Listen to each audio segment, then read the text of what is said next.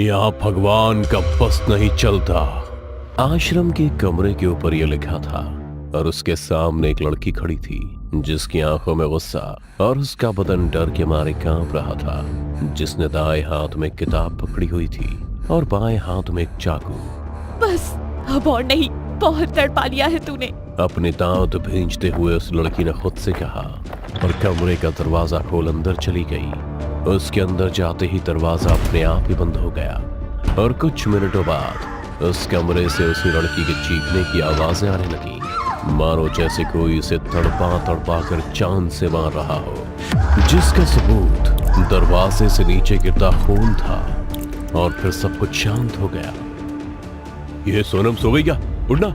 पति उमेश और उसकी पत्नी सोनम बिस्तर पर सोए हुए थे और उमेश बार बार सोनम के गाल थपथपाता हुआ उसे नींद से जगाने की कोशिश कर रहा था। तभी सोनम ने करवट बदलते हुए कहा, नहीं आज नहीं, आज तुमने पी हुई है। सोनम ने करवट तो बदल ली थी, लेकिन उसे फिर से अपने गालों पर किसी की थपकी सुनाई दी। इससे सोनम ने चिढ़ते हुए कहा, क्या है उमेश, सोने क्यों नहीं देते? इतना कहकर सोनम ने आंखें खोली थी कि उसने जो देखा उसे देख उसकी नींद के साथ उसके होश भी उड़ गए थे, क्योंकि उसकी आंखों के सामने उमेश की सड़ी हुई लाश थी जो उसे घूरे जा रही थी। पर इससे पहले कि वो कुछ समझ पाती, उमेश ने सोनम की गर्दन पर वार किया और उसकी गर्दन से मांस नोच खाने लगा, जिसके दर्द से सोनम बिस्तर पर ही तड़पने लगी कि अगले ही पल एक चीख के साथ सोनम बिस्तर से उठ बैठी थी।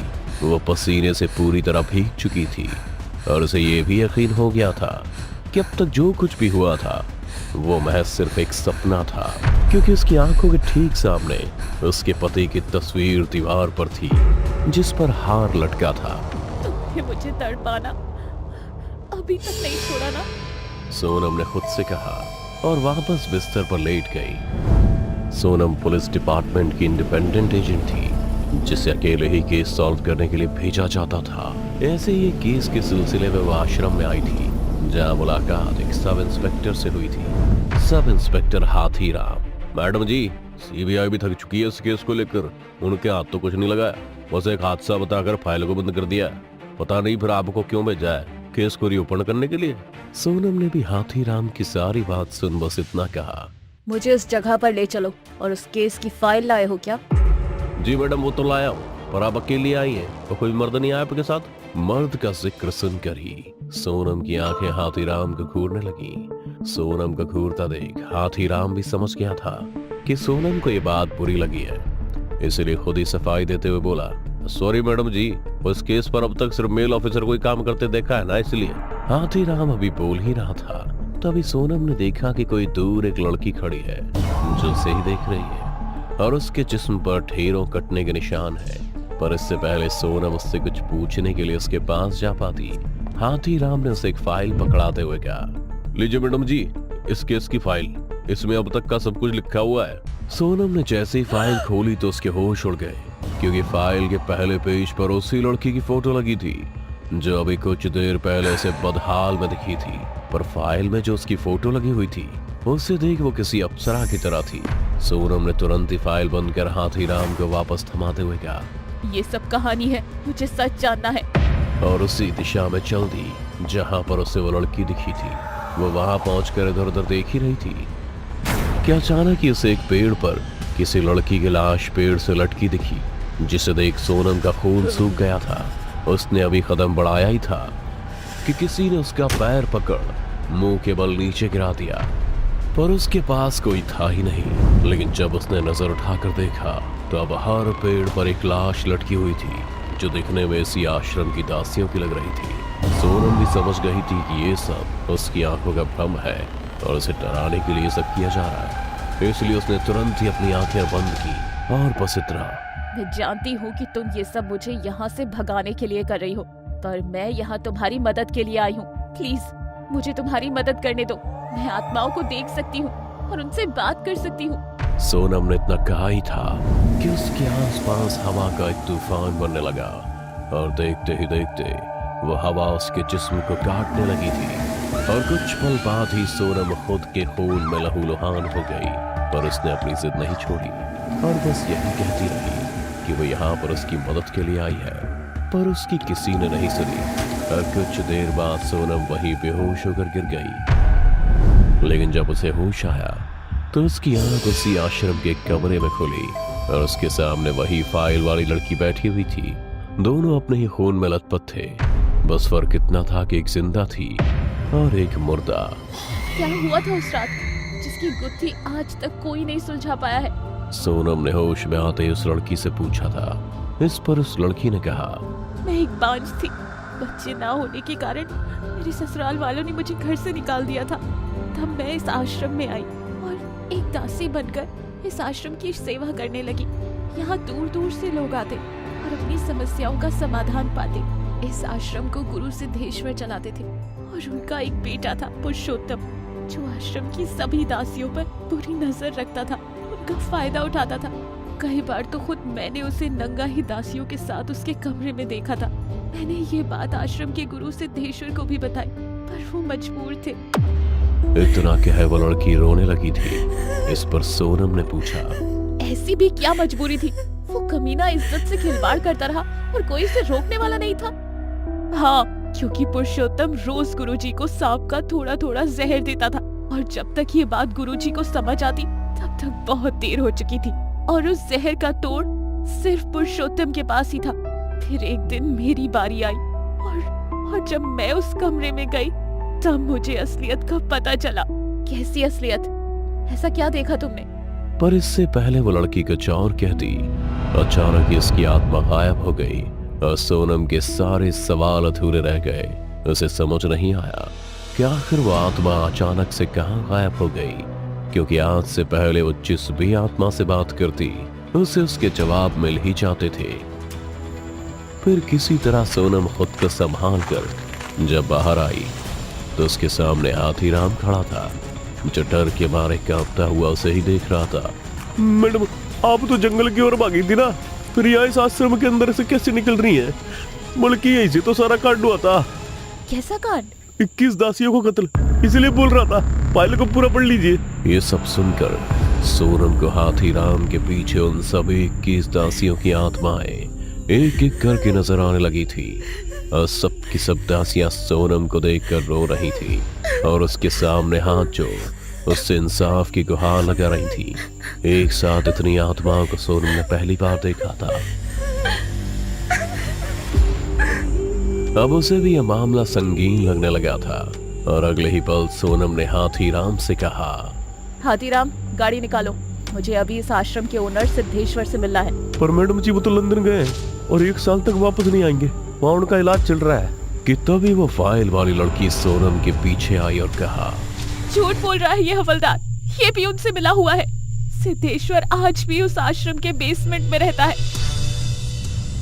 इतना कहते ही उस लड़की की आत्मा फिर से गायब हो गई। इस पर सोनम ने हाथीराम से कहा, हाथीराम, बहुत पुराना है ना ये आश्रम, बहुत माल जमा किया होगा ना इन्होंने। चल दिखा मुझे। मैडम जी, क्या बोल रही है आप? बड़ा मुझे कैसे पता यहाँ के बेसमेंट के बारे में? हाथीराम अभी बोल ही रहा था कि तभी सोनम ने अपने पीछे से रिवॉल्वर निकाल एक गोली हवा में फायर करी और फिर उसी रिवॉल्वर को हाथीराम पर तानते हुए कहा, दोबारा नहीं पूछूंगी, समझा? हाथीराम भी सोनम का तेवर देखकर डर गया था। अब इस सोनम को सीधा सिद्धेश्वर के पास ले गया। सिद्धेश्वर का हाल हैंगर पर टंगे किसी कपड़े की तरह था, एकदम पतला शरीर, मानो एक फूंक से उड़ जाए। और इस पर भी पूरे शरीर पर फोड़े जिनसे पस निकल रही थी। उसे कोड़ी हो गई थी।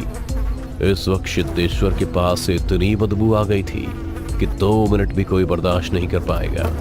पर फिर भी सोनम ने इन सब बातों को दरकिनार कर सिद्धेश्वर से पूछा, ऐसा क्या कर रहे थे तुम और पुरुषोत्तम आश्रम में जो 21 दासियों की जान चली गई? बोलो, वरना सारा इल्जाम तुम्हारे सिर पर डाल बची हुई जिंदगी भी नरक बना दूंगी। मैं जानता था मैं सच से कभी नहीं भाग पाऊंगा और आज वो वक्त आ ही गया। पुरुषोत्तम मेरा सौतेला बेटा था, वो बस मेरी एक भूल थी जो मेरे विनाश का कारण बन गई। उसे काली विद्याओं में बड़ा यकीन था, इसीलिए वो दासियों के साथ संभोग करता। फिर जब उसका पेट भर जाता तो वो उनकी बलि दे। किताब के अंदर उनकी आत्माओं को कैद कर देता। उसका कहना था कि जो कोई भी इस किताब को पढ़ेगा वो तो आत्माएं उसकी हर ख्वाहिश को पूरा करेगी। लेकिन जब उसने 21वीं दासी कुमुद की बलि देनी चाहिए तो कुमुद ने पुरुषोत्तम का गला काट उसे मार दिया। लेकिन इतना क्या सिद्धेश्वर चुप हो गया था कि तभी सोनम ने गुस्से में फिर पूछा, लेकिन क्या? आगे बोलो। तभी कुमुद की आत्मा एक बार फिर सोनम के सामने आ गई। जी हाँ, उस फाइल वाली लड़की का नाम कुमुद था जो बार बार सोनम की मदद करने को आती थी। उसने कहा, जब मैंने पुरुषोत्तम को मारा था तो उसने अपनी 20 दासियों की आत्माओं को मुझे मारने के लिए भेज दिया और उन्होंने ही मुझे मौत के घाट उतारा। लेकिन अब उस किताब में पुरुषोत्तम की आत्मा भी कैद है, अपनी उन 20 दासियों के साथ, जो आज भी मुझसे मुक्ति की गुहार लगाती है। और इन सब में तुम ही मेरी मदद कर सकते हो। इतना सुन सोनम ने सिद्धेश्वर से पूछा, वो किताब कहाँ है? सोनम के मांगने पर सिद्धेश्वर ने उसे अपने तकिए के नीचे से काली किताब निकाल कर सोनम को देते हुए कहा, ध्यान से खोलने से, इसमें मौत बंदी है।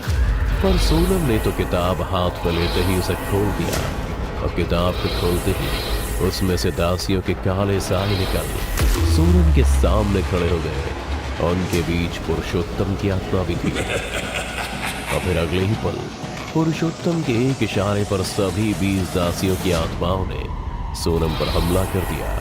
इतनी आत्माओं से एक साथ लड़ पाना सोनम की बस की बात नहीं थी। वो दासियां भी सोनम का मांस काट कर उसे अधमरा कर रही थी। सोनम अब उन्हीं आत्माओं के नीचे दब के मरने वाली थी कि तभी कुमुद की आत्मा ने कहा, इस किताब को चला दो, तभी इन दासियों को मुक्ति मिलेगी, वरना ये पुरुषोत्तम उनकी आत्माओं के साथ भी दुष्कर्म करता रहेगा। दुष्कर्म का नाम सुनकर सोनम का खून खौल गया था, क्योंकि उसने अपने पति को भी इसी चक्कर में मारा था। क्योंकि वो रोज रात नशे में सोनम को इंसान नहीं बल्कि अपने मजे की चीज समझता था। ये सोचकर ही सोनम ने अपनी हिम्मत बटोरी। उन्होंने आत्माओं के बीच से निकल आई और कोने में पड़ी एक लालटेन उठा किताब पर दे मारी, जिससे अकेले पुरुषोत्तम की आत्मा चीख रही थी। पर दासियों की आत्मा तो धीरे धीरे सोनम के आगे हाथ जोड़कर एक एक करके मुक्त होने लगी थी। सारी कहानी सुलझाने के बाद सोनम ने अपनी रिपोर्ट बनाई और ये लिखा कि जो कुछ भी हुआ वो महज एक हादसा था। सीबीआई सही थी। दोस्तों, अगर आपको हमारी कहानी अच्छी लगी हो तो लाइक, कमेंट और शेयर जरूर करें। साथ ही रेगुलर अपडेट के लिए चैनल को सब्सक्राइब करें। और अगर आपके पास भी कोई डर से भरी दमदार कहानी है तो भेजिए हमारे मेल एड्रेस पर अभी।